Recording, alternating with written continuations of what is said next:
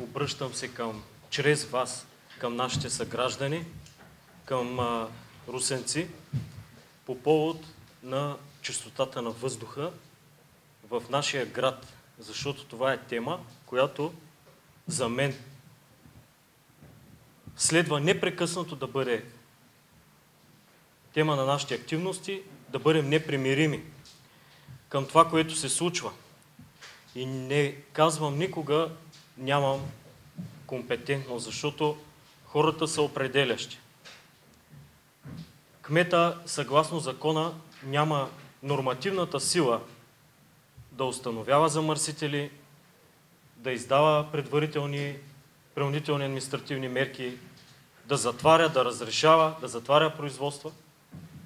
Но аз имам силата и решимостта и за пореден път се изправям пред вас, пред нашите съграждани, пред промишлените предприятия и пред всички държавни институции. За тези няколко месеца, независимо от коронавирус и всички други трудности, които ние срещнахме като институция, всеки един ден съм отделял усилия за този въпрос. Срещнал съм се и с двамата министри, които са били министри на околната среда и водите по време на моето кметуване. Имах ясното уверение от министър Димов, осъзнавайки важността за нашия град, да имаме мобилна станция за въздух. Впоследствие другия министър, настоящия, изрично ни отказа писмено. И продължаваме нашите активности в тази насока.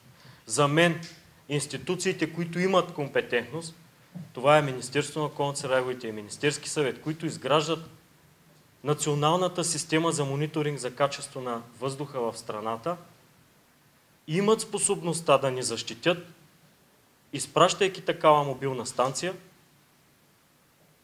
не го правят. В Русе институциите, които ангажират, направихме кризисен щаб, разполагат с уреди, които замърсяват, пикови замърсявания при пожари или при бедствия от взривове на централи и много надвишаващи нормите, които излъчват предприятията в такъв град като нашия. С ясни производства, промишлени, трябва да има инсталации за замерване на чистотата на въздуха, които съвпадат с това, което промишлените предприятия излъчват като вредни съставки. Изисках от Общинския съвет и беше сформирана временна комисия. Съветниците се съгласиха, обединиха се около това и те сформираха временна комисия. Защо? Защото когато Русе е имал същия проблем, не го решават тук кадрите, които излизат по стълбите или по балконите. Решават го хората. Затова казах на всички хора да дойдат в залата на Общинския съвет, да излязат от виртуалното пространство и да бъдем всички заедно, защото когато са всички заедно, системата няма начин да не реагира. А аз не искам да реагира. Искам да действа, защото да ни носят от други градове някакви мобилни станции, които да стоят 3 дена и после да си ги махнат, което го виждахме, като бях народен представител. Неуважително за град Русе. В Русе трябва да има постоянно действаща инсталация за мерене на органичните замърсители, да стои тук на територията на нашия град. И така служителите в регионалната инспекция да бъдат въоръжени с необходимото техническо средство да установят замърсителите, защото не е един замърсител. Не може гражданите нощем да изпадат в паника, в безсилие и да не знаят какво става. За мен държавата за момента не оказва необходимото съдействие, което може да се окаже достатъчно, за да решим този наболял въпрос. Скоро Временната комисия за въздуха, там бяхме привлекли професори от университета, студенти. Ще покаже на всички русенци какви са промишлените предприятия в Русе, какви химически вещества влизат във всяко едно и какви излизат. И тогава вече няма как да има неяснота, когато установиш с инсталацията за чистота на въздуха, че има такива органични съединения, кой е замърсител.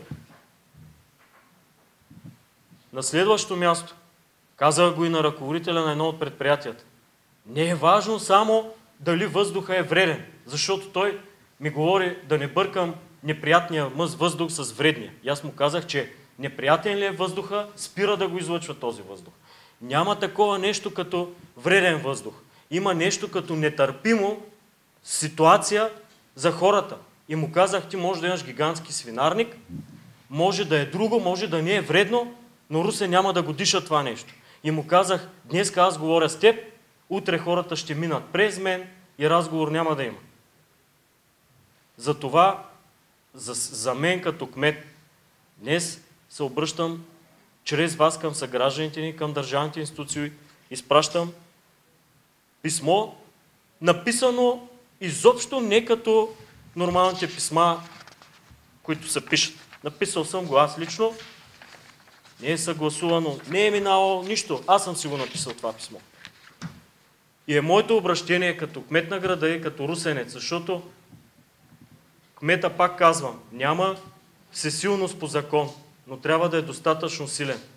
А аз ставам такъв, ако ние всички казваме, че това е проблем за нас. Мъчно ми е, когато на Комисията за чистота на въздуха е по 10 на души. Целият град трябва да е навън за това. И тогава ще спрат да го правят. Защото сега е игра на криеница. Камерите днеска ги монтираха, стоят инспектори на Корс там. Инспектора на Корс не е служител на регионалната инспекция по околна среда и водите и като види нещо, той не може да състави акт, той не може да ограничи производството на предприятието. Но той е русенец. И ние го виждаме. И като го види, той го вижда целия град. И като го видят камерите, го вижда целия град. И аз това се опитвам да обясня на всички наши съграждани, че безбройните обаждания на 112 или написането на съобщения до мен са вопли, според мен. Това е стон. Това е безсилие. И за мен държавата трябва, това е писменото изражение на моето становище, давам си сметка в какво състояние в момента държавата е, че хората са на улицата и че те се тресат от съвсем други трески. Но няма значение кой е държавата. Нашата позиция и моята позиция няма значение кой е държавата. Има в Закона за чистота на атмосферния въздух един термин. Казва се национална система за мониторинг. Не може в Русе частта от националната система за мониторинг да е едно камионче, което не може да се движи от няколко години и което замерва няколко показателя, които изобщо не съвпадат с промишлените замърсители. А в Изпълнителната агенция по околна среда, която е тук в лабораторията, да имат и едно друго червено куфарче, което имат и пожарникарите, но то било за супер кризи, с стотици пъти надвишавайки промишлените замърсители. Говорих с министър, говорих с Изпълнителната агенция по околната среда. Била русенка, жената, обещани съдействия. Окей, само че съдействието значи веднага утре. Утре изпращам от Бургаската и купуваме станция. Предложих няколко пъти, имаме в бюджета 150 000 лева за чистота на въздуха. Предлагат ни сензори.